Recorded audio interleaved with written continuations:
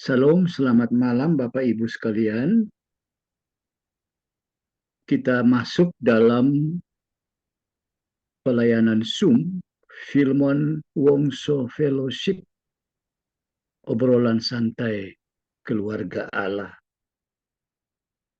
Untuk hari ini kita membahas bersama-sama dari surat yang pertama yang ditulis oleh Rasul Paulus kepada jemaat di Tesalonika. Jemaat di Tesalonika, pertama Tesalonika pasal 2 ayat 1 sampai dengan 20. Seperti biasa saya mulai dengan catatan pengantar dari teks ini. Jadi Bapak Ibu Saudara-saudara, surat pertama Tesalonika ini kalau kita baca dengan saksama memperlihatkan hubungan Paulus dengan jemaat Tesalonika. Bahkan lebih dari separuh, saya ulangi, lebih dari separuh surat ini berisi tentang doa dan ungkapan syukur. Jadi kita bisa lihat Paulus ibarat seorang gembala yang sangat peduli, yang sangat care terhadap jemaatnya dan bersyukur atas waktu yang pernah dilewatkannya bersama mereka. Berulang kali Paulus mengulang frasa seperti kamu tahu atau kamu ingat. Mengingatkan jemaat Tesalonika akan apa yang telah diajarkannya. Dan itu memperlihatkan bahwa Paulus menulis kepada jemaat yang telah menjadi pengikut Kristus. Nah, Bapak Ibu Saudara-saudara, pertama Tesalonika ini atau Tesalonika, kalau kita lihat dalam peta Alkitab, maksud saya, Tesalonika ini sebagai ibu kota provinsi Roma yang berada di Makedonia, di bagian utara Yunani, dan berada pada jalan utama antara timur dan barat Kekaisaran Romawi. Ini sumber yang saya kutip. Banyak dari warganya, saya ulangi, banyak dari warganya menyembah berhala sebelum mereka menjadi Kristen. Kita bisa baca di pertama Tesalonika 1 ayat 9. Di situ dikatakan dengan jelas. Dan sekarang mereka setia kepada Tuhan dan tersebar di wilayah itu. Pertama Tesalonika 1 ayat 7 sampai 8. Nah, Bapak Ibu Saudara-saudara, surat ini, surat pertama Tesalonika ini termasuk surat yang kedua yang ditulis Paulus kepada jemaat di Tesalonika. Dari sumber yang saya peroleh, mungkin surat Paulus yang paling tua. Saya ulangi, surat Paulus yang paling tua dalam Perjanjian Baru. Bahkan mungkin merupakan tulisan yang paling tua dari semua tulisan yang ada dalam perjanjian baru. Itu yang dikatakan para ahli dari sumber yang saya peroleh. Dan berdasarkan pembagian menurut Lembaga Alkitab Indonesia, LAI, susunan dari surat pertama Tesalonika ini sebagai berikut. Yang pertama pasal 1 ayat 1 sampai pasal 3 ayat 13. Tentang iman jemaat Tesalonika dan karya atau pelayanan Paulus. Bagian yang kedua, pasal 4 ayat 1 sampai pasal 5 ayat 22. Tentang hidup Kristen dan kedatangan Kristus. Lalu bagian yang ketiga, pasal 5 ayat 23 sampai dengan ayat 28. Bagian penutup atau salam penutup dari Rasul Paulus kepada jemaat di Tesalonika. Nah, saudara-saudara, Bapak Ibu, rekan-rekan, eksposisi teks pertama Tesalonika pasal 2 ayat 1 sampai 20 termasuk dalam bagian pertama. Termasuk dalam bagian pertama, yaitu pasal 1 ayat 1 sampai pasal 3 ayat 13. Tentang iman jemaat Tesalonika dan pelayanan Paulus. Karena itu, saya mulai dengan catatan teks. Bagian yang kedua, catatan teks. Saya mulai dengan pertama Tesalonika 2 ayat 1 sampai dengan 12. Kalau Bapak Ibu baca di Alkitab, terjemahan LAI, di situ sudah dibuat pembagian. Jadi pertama Tesalonika 2 ayat 1 hingga 12 tentang melayani berarti menyukakan hati Allah. Melayani berarti menyukakan hati Allah. Saya mulai dengan yang pertama. Mencermati perjalanan pelayanan Paulus ke Tesalonika yang penuh tantangan dan penderitaan. Mungkin kita bertanya, mengapa Paulus bersedia mengalami beragam kesulitan saat pelayanannya di sana, di Tesalonika? Apakah Paulus ingin mencari keuntungan? Tidak. Sekali lagi tidak. Sebab apa tidak? Sebab bila ia ingin mencari keuntungan, ia pasti tidak bisa bertahan saat menghadapi berbagai macam tantangan, kesulitan, bahkan penderitaan.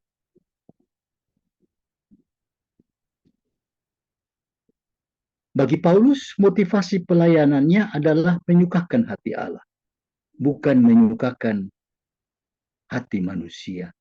Pasal 2 ayat 4. Dan teks Alkitab hari ini, pasal 2 ayat 1 sampai 12, mengingatkan kita agar kita memakai setiap kesempatan untuk melayani. Pelayanan tidak boleh dilakukan dengan tujuan mencari keuntungan atau agar kita dihargai oleh manusia, melainkan agar hidup kita menyenangkan hati Allah. Itu yang paling utama. Janganlah melayani hanya saat kita memiliki waktu luang. Saya ulangi, janganlah melayani hanya pada saat kita memiliki waktu luang. Melainkan luangkanlah waktu untuk melayani. Jadi kapan saja. Janganlah kita melayani hanya saat keadaan kondusif. keadaan yang nyaman, melainkan manfaatkanlah setiap kesempatan. Untuk apa? Untuk melayani. Janganlah melayani hanya melalui kata-kata saja, ucapan-ucapan saja. Jangan melayani hanya sekedar verbalistik, melainkan kita harus melayani melalui seluruh hidup kita. Nah, pertanyaan sederhana bagi kita, Bapak Ibu, pelayanan apa yang sedang kita lakukan saat ini? Tidak saja sebagai pendeta, tapi sebagai presbiter, tapi juga sebagai jemaat. Dengan profesi kita masing-masing, pertanyaan sederhana, pelayanan apa yang sedang kita lakukan saat ini? Nah, dalam hubungan dengan teks ini, bagian pertama, ayat 1 sampai dengan 12 dari Tesalonika pasal 2, saya mengutip sebuah tulisan atau semacam apa ya, semacam pernyataan begitu dari seorang pelawak dan aktor dari Amerika, Bill Cosby. Saya ulangi, Bill Cosby, yang pernah mengatakan, dia katakan begini, Bill Cosby, saya tidak tahu kunci kesuksesan, tapi kunci menuju kegagalan adalah mencoba untuk menyenangkan semua orang. Jadi benar ya apa yang dikatakan oleh Bill Cosby. Dia tidak tahu kunci kesuksesan, tapi yang dia tahu kunci menuju kegagalan adalah mencoba menyenangkan semua orang. Saya berikan contoh sederhana, misalnya saya sebagai pelayan, sebagai hamba Tuhan, melayani di satu jemaat. Tidak mungkin saya mengharapkan semua akan senang dengan apa yang saya sampaikan. Namanya manusia, masing-masing dengan karakternya, pandangannya, dan seterusnya. Dan itu yang dikatakan oleh Cosby, Bill Cosby. Kunci kegagalan adalah mencoba untuk menyenangkan semua orang. Itu yang menurut Bill Cosby. Jadi Bapak Ibu Saudara-saudara, secara natural atau secara alamiah, kita manusia ini kan makhluk sosial. Kita tidak bisa hidup tanpa dukungan orang lain. Setiap kita membutuhkan rasa dihargai, dibutuhkan, diterima, dan dikasihi. Karena hal-hal inilah kita cenderung menyukakan orang lain. Namun persoalannya, seringkali keinginan untuk menyukakan orang lain tertanam begitu kuat, sampai-sampai bisa meruntuhkan prinsip-prinsip firman Tuhan yang seharusnya kita prioritaskan dan hidupkan. Apakah sikap menyukakan orang lain sering membuat kita mengkompromikan nilai-nilai firman Tuhan? Apakah kita mengutamakan orang lain daripada melakukan kehendak Allah dan mengabaikan komitmen kita kepada Tuhan, kita bisa saja melakukan banyak hal agar orang lain senang dengan kita, atau kita merasa perlu menyukakan orang lain karena takut mengalami penolakan. Kita perlu sadar, Bapak Ibu, saudara-saudara, kita tidak diciptakan untuk menyukakan atau memenuhi harapan orang lain. Tetapi sebaliknya, kita diciptakan untuk menyukakan hati Tuhan. Dan inilah motivasi kita yang terutama. Inilah motivasi yang dimiliki Paulus. Dia memahami betul-betul tujuan utamanya, yaitu menyukakan Allah yang menguji hatinya, sehingga ia tidak terfokus untuk menyukakan manusia, dan ia tahu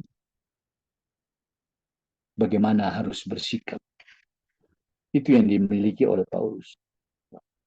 Paulus juga tidak bermulut manis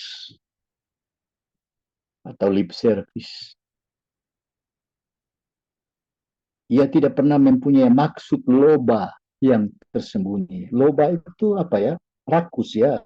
Maksud loba, rakus yang tersembunyi. Serta tidak pernah mencari pujian dari manusia. Walaupun sebagai rasul, ia dapat berbuat demikian. Sebagai rasul, Paulus bisa saja bersikap demikian. Tetapi sebaliknya, apa yang ia lakukan?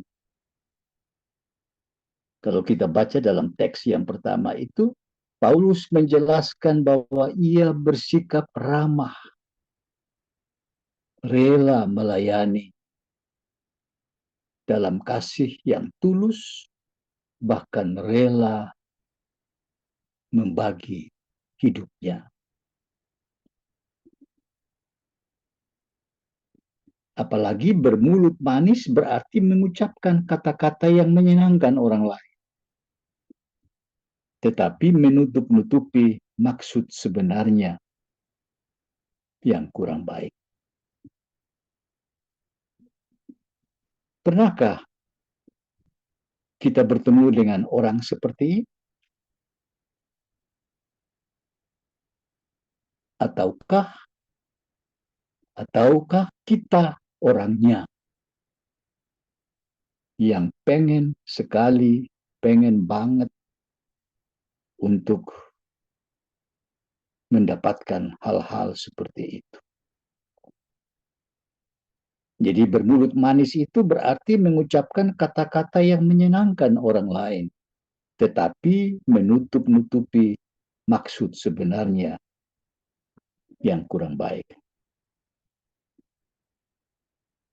Baik, itu bagian yang pertama dari catatan teks. Sekarang bagian yang kedua, ayat 13 sampai 20. Sukacita dalam pelayanan Paulus di jemaat. Ayat 13 sampai 20. Pertanyaan saya, Bapak Ibu, apakah pelayanan Anda mendatangkan sukacita?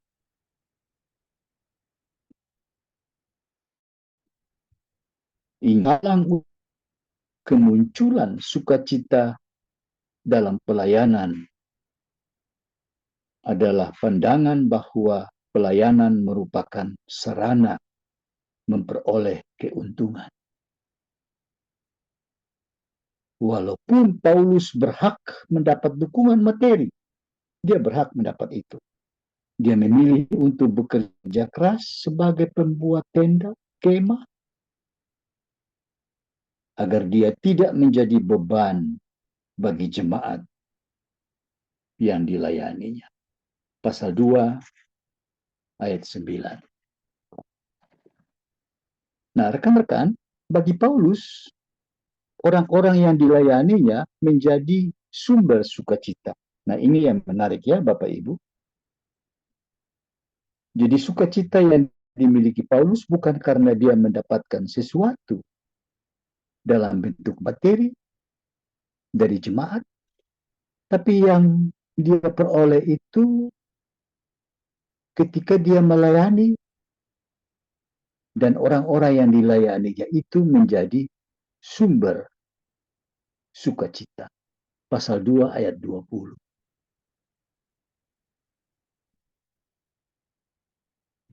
Sukacita itulah yang membuat Paulus bisa bertahan menghadapi kesukaran dan penderitaan dalam pelayanan. Ada yang bisa baca? Pasal 2 ayat 20. Bagi Paulus, orang-orang yang dilayaninya menjadi sumber sukacita. Pasal 2 ayat 20. Silakan ada yang bisa membaca?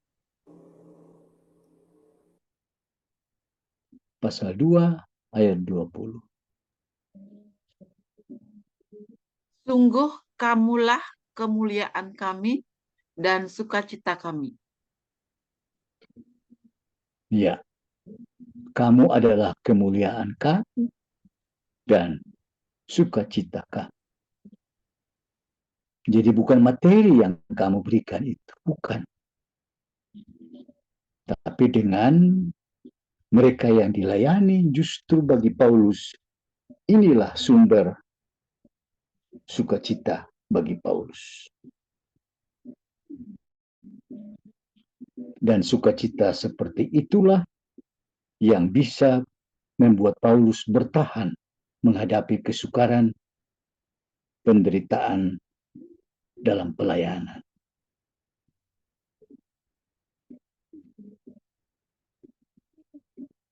Nah, Bapak Ibu Saudara-saudara, coba kita perhatikan Paulus dalam doanya.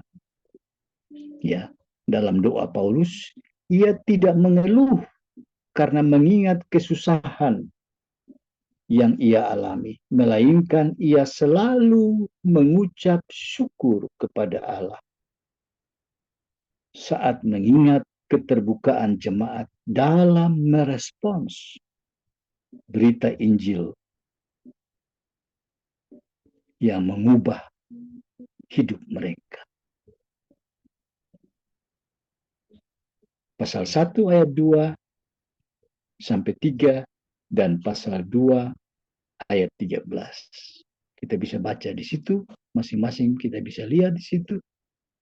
Dalam doa Paulus, dia tidak pernah mengeluh karena mengingat kesusahan yang ia alami atau yang dialaminya, melainkan ia selalu mengucap syukur kepada Allah saat mengingat bagaimana jemaat secara terbuka merespons firman atau Injil atau kabar kesukaan yang disampaikan dan mengubah hidup mereka. Paulus mengingatkan jemaat Tesalonika bahwa yang menderita itu bukan hanya mereka. Bukan hanya mereka yang menderita. Tapi juga orang Kristen Yahudi yang menentang, bahkan yang membunuh Yesus. Kita bisa baca pasal 2 ayat 14 sampai 15. Bisa dibaca pasal 2 ayat 14 sampai 15. Silakan.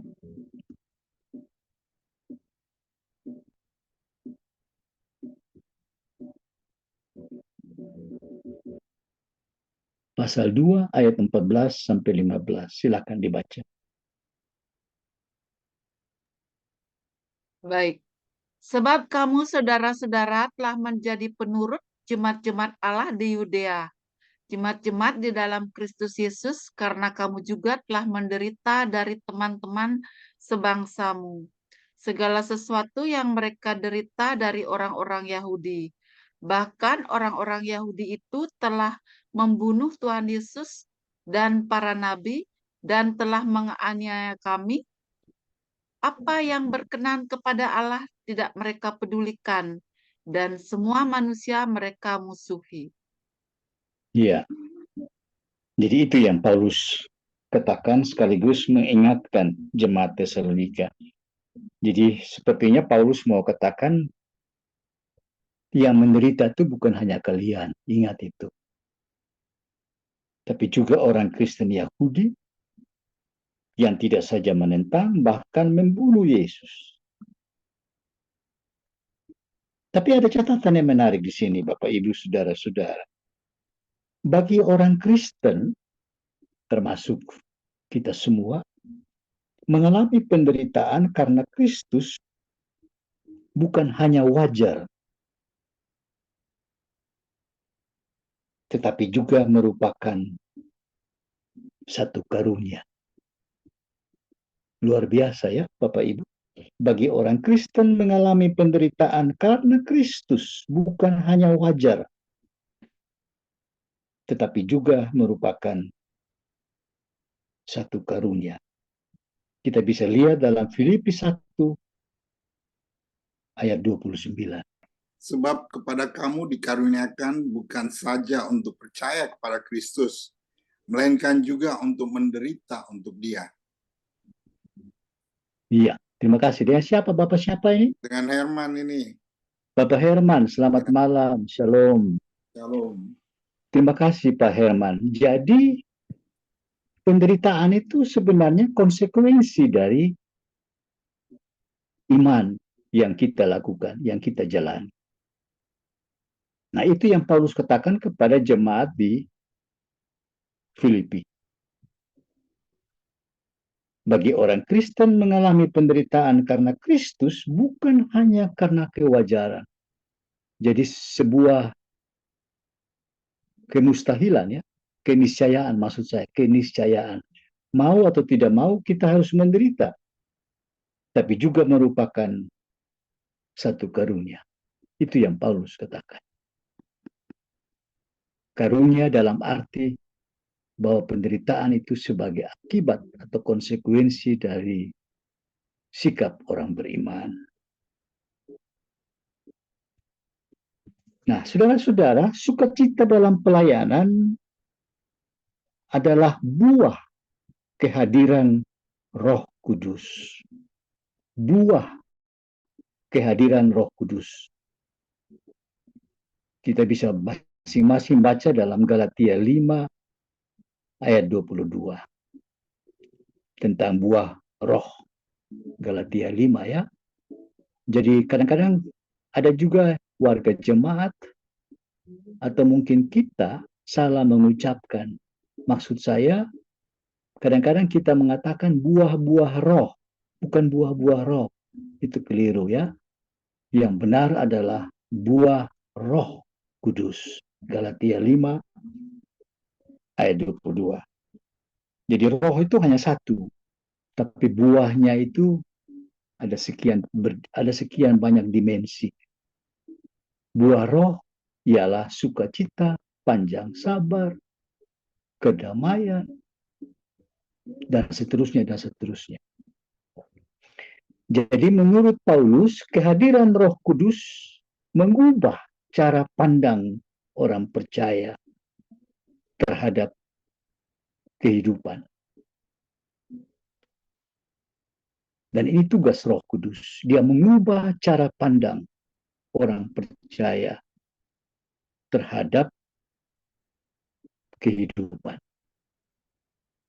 Pembaruan oleh Roh Kudus atas kehidupan kita tidak hanya sekali, tidak. Kenapa tidak hanya sekali? Karena kita manusia bisa jatuh, toh. Seringkali bisa jatuh dalam dosa. Dan disitulah peranan Roh Kudus untuk menjalankan proses pembaruan. Jadi proses pembaruan oleh Roh Kudus bisa terjadi berulang-ulang. Umumnya, seseorang bersukacita bila ia memperoleh keuntungan materi. Ini menurut pandangan pada umumnya ya. Seseorang bersukacita bila ia memperoleh keuntungan materi. Tetapi kehadiran Roh Kudus dalam kehidupan orang percaya membuat sumber sukacita utama bukanlah keuntungan materi, melainkan munculnya buah rohani dalam pelayanan. Ada orang mengatakan lebih baik kita makan apa adanya ya. Tapi ada damai sejahtera, ada sukacita, dan seterusnya. Daripada kita makan yang mewah, tapi tidak ada sukacita, tidak ada damai. Kita mau pilih yang mana? Kita mau pilih yang semua yang kita nikmati itu mendatangkan damai sejahtera, sekaligus ungkapan syukur kepada Tuhan.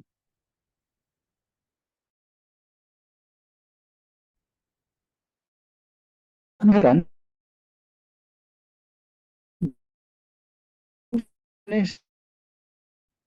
dalam 3 Yohanes 1 ayat 4.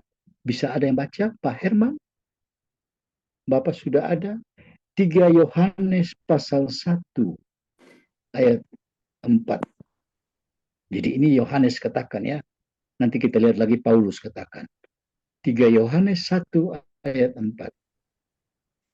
3 Yohanes 1 ayat 4. Iya, Bagiku tidak betul. ada sukacita yang lebih besar daripada mendengar bahwa anak-anakku hidup dalam kebenaran. Itu dia. Itu yang dikatakan oleh Yohanes itu ya. Dalam suratnya yang ketiga. Ya. Jadi mereka yang hidup dalam kebenaran justru membawa konsekuensi sukacita baginya. Juga Paulus katakan dalam pertama Tesalonika pasal 2 ayat 19. Apakah pengharapan kami atau sukacita kami atau mahkota kemegahan kami di hadapan Yesus, Tuhan kita, pada waktu kedatangannya, kalau bukan kamu? Iya, kalau bukan kamu yang hidup dalam kebenaran. Itu yang membuat Paulus hidupnya diwarnai dengan sukacita. Jadi sekali lagi, apakah kita selalu mengalami sukacita dalam pelayanan kita? Jadi saya katakan, ulangi seperti tadi, pelayanan itu tidak hanya pendeta, presbiter, tapi juga jemaat dengan profesi masing-masing. Sebagai pegawai negeri, sebagai pengusaha, apa saja. Karena kita ini adalah imamat am orang percaya. Kalau tidak salah dalam pertama Petrus itu ya, imamat am orang percaya. Jadi kita semua terpanggil untuk memperlihatkan hidup kita yang penuh dengan kebenaran, terang. Dan disitulah bagi Paulus dan Yohanes mendatangkan sukacita yang luar biasa. Baik, 3 catatan aplikasi. Ada beberapa catatan aplikasi. Yang pertama, Tuhan mengenal dan menguji hati setiap orang, setiap manusia. Motivasi kita. Dia tahu motivasi kita. Milikilah motivasi yang benar di hadapan Tuhan bagi pelayanan sesama kita. tidak perlu bermulut manis, memiliki maksud loba yang tersembunyi, serta mencari pujian dari manusia. Tetapi bersikaplah ramah, rela melayani dalam kasih sayang, dan mengorbankan hidup untuk Tuhan. Bapak Ibu hadir dalam pertemuan Zoom ini saja sudah bagian dari pengorbanan hidup kita untuk bersama-sama mendengarkan firman-Nya. Jangan berlebihan dalam memuji seseorang. Katakan apapun dengan jujur, tanpa maksud tertentu. Karena setiap orang ingin dihargai, Bapak Ibu, katakan saja. Tidak usah berlebihan, yang wajar-wajar aja. Apapun dengan jujur, tanpa maksud tertentu. Karena kejujuran itu yang paling penting. Tidak sekedar lip service atau bermulut manis. Catatan yang kedua, jangan melayani pada saat kita memiliki waktu luang, melainkan luangkanlah waktu melayani. Tidak hanya dalam situasi kondusif, melainkan manfaatkanlah setiap kesempatan untuk melayani. Sebab pelayanan itu sesungguhnya mencakup seluruh eksistensi hidup manusia.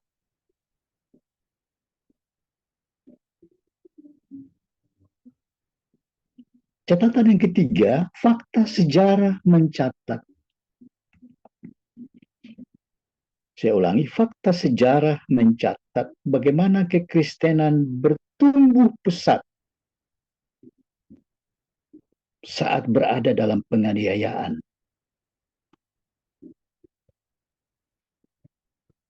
Dan ini luar biasa Bapak Ibu ya.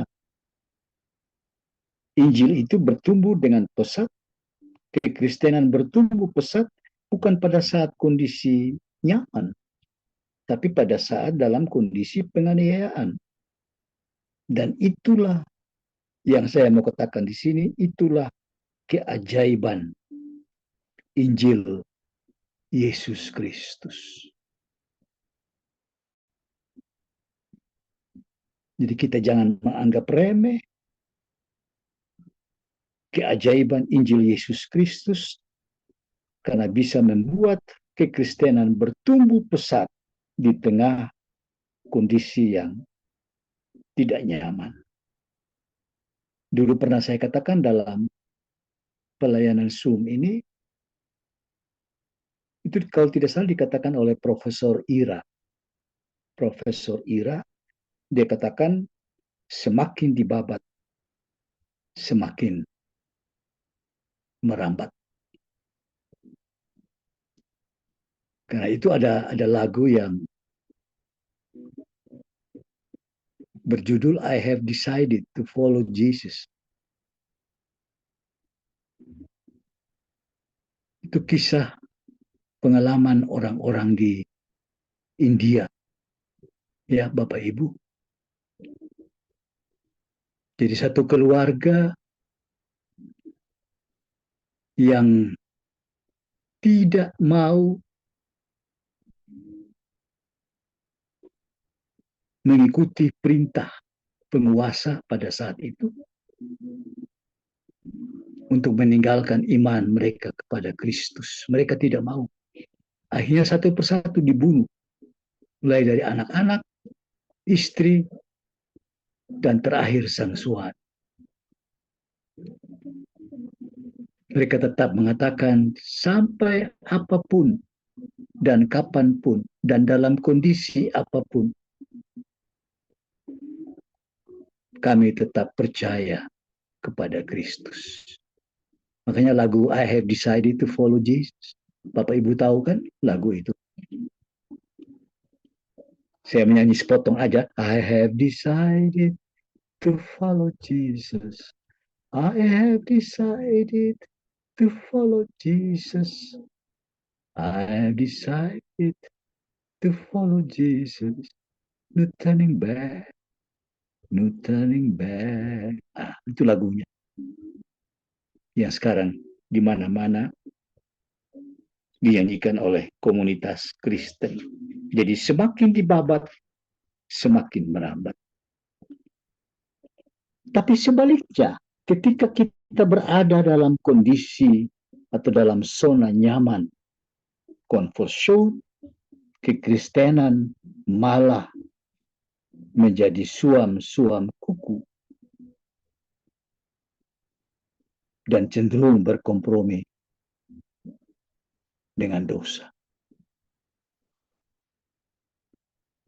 Saya berikan contoh yang sederhana, Bapak Ibu. NTT ini termasuk mayoritas orang Kristen. NTT. Tapi kalau kita bandingkan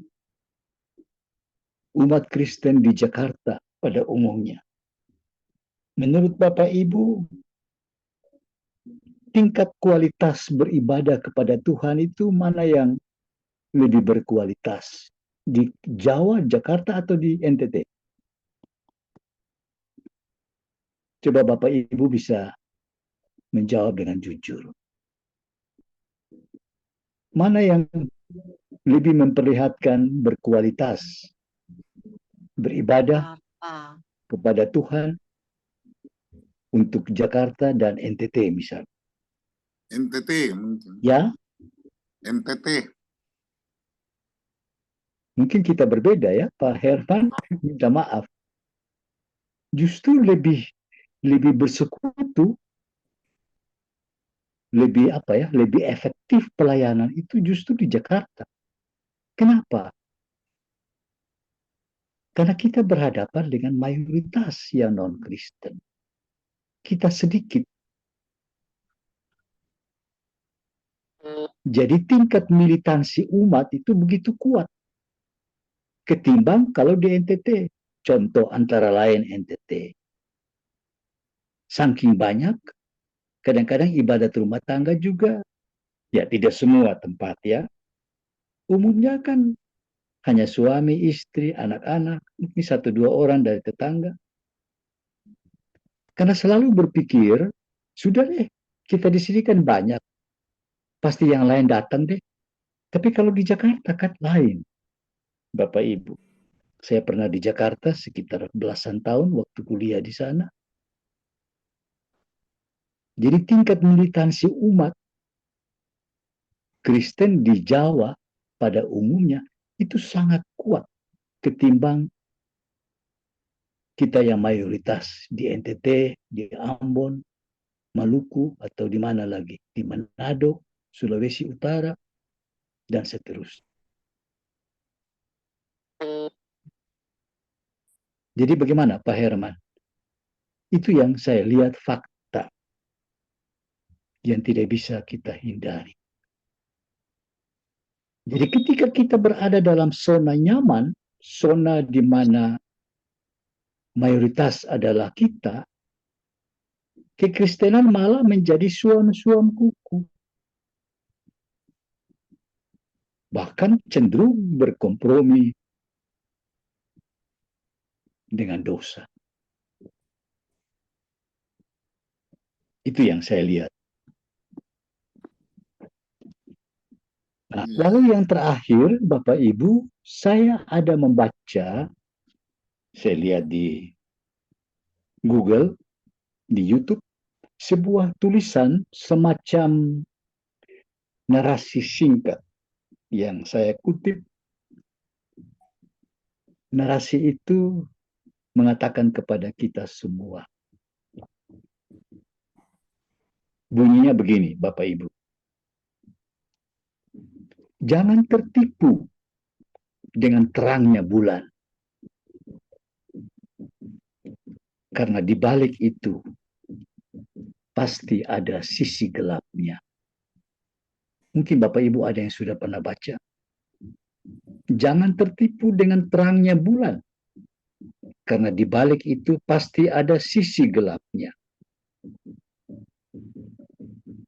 Jangan menghina gelapnya malam,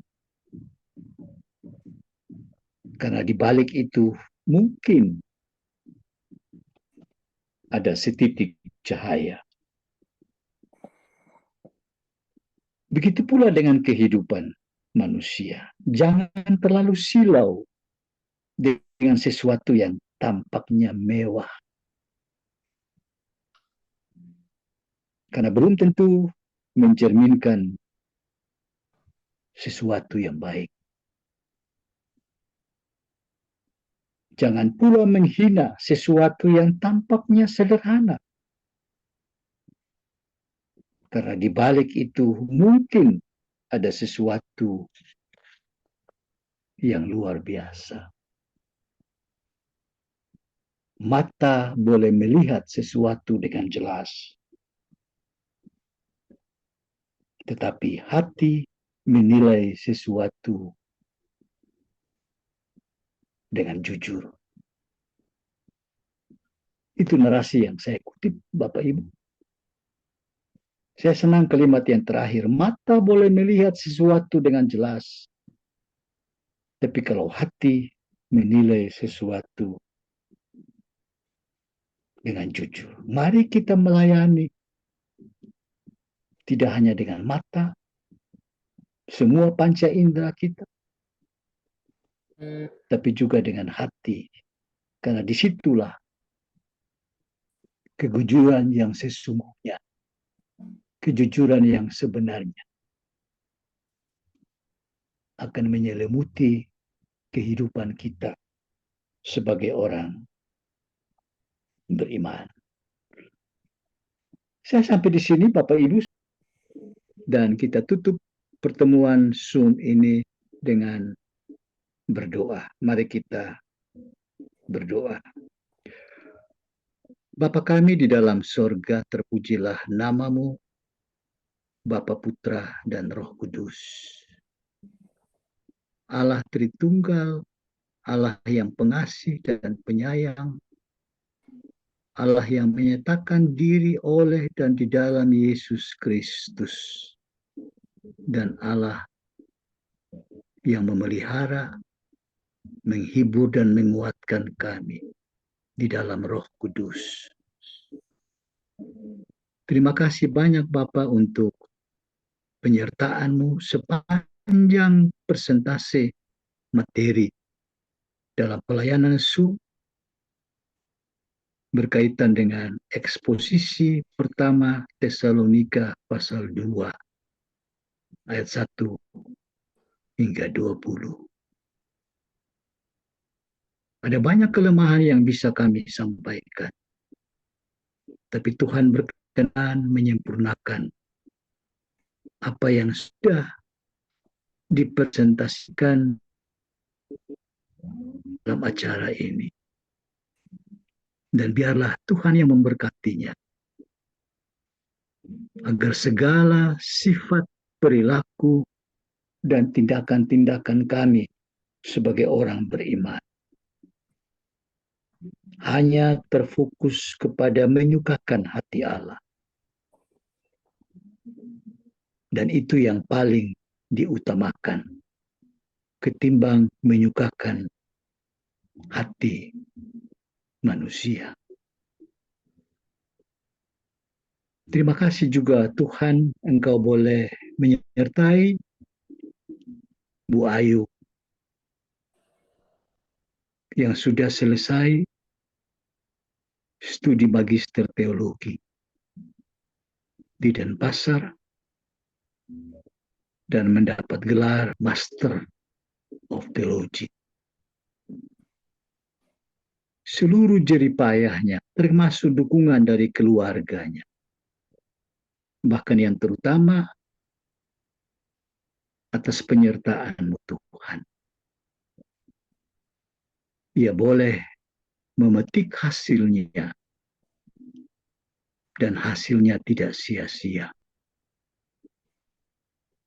Tapi di dalam cinta kasih-Mu, ia boleh bersyukur bersama keluarga. Karena apa yang ia peroleh adalah buah kehidupan yang Tuhan karuniakan kepada Bu Ayu, juga segenap keluarga yang juga ikut bersyukur kepada Tuhan.